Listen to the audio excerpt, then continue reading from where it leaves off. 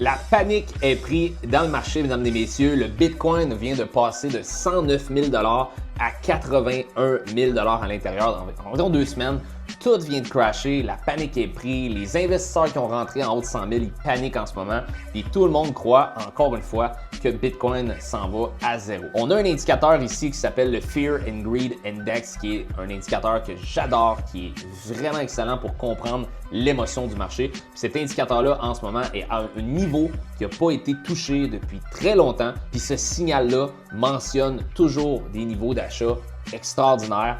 On est présentement à 10 au niveau du Fear and Greed Index. Comment ça fonctionne? C'est tout ce qui est très près de zéro. Je veux dire que le marché est dans un bloodbath. Tout le monde panique, le marché est en peur. Puis tout ce qui approche de 100, ça veut dire que le marché est en euphorie. Tout le monde s'excite. Puis généralement, il faut toujours faire le contraire de ce que la masse fait. Puis en ce moment, si tout le monde panique, si tout le monde vend, tout le monde pense que ça s'en va à zéro ou en bear market, bien, généralement, c'est des bons temps d'accumuler. Et puis quand on tombe en phase d'euphorie, que tout le monde s'excite, tout le monde achète Trump Coin, puis toutes ces affaires-là, généralement, c'est temps de commencer à se payer. Fait que je vous invite à utiliser cet indicateur-là, d'aller sur Google, de marquer Crypto Fear and Greed Index, d'aller voir le graphique, puis de faire des tests, à voir comment Bitcoin a réagi quand on était en bas de 20, puis comment Bitcoin a réagi quand on était en haut de 80 sur le Fear and Greed Index. Ce n'est pas un conseil financier, investissez à vos propres risques.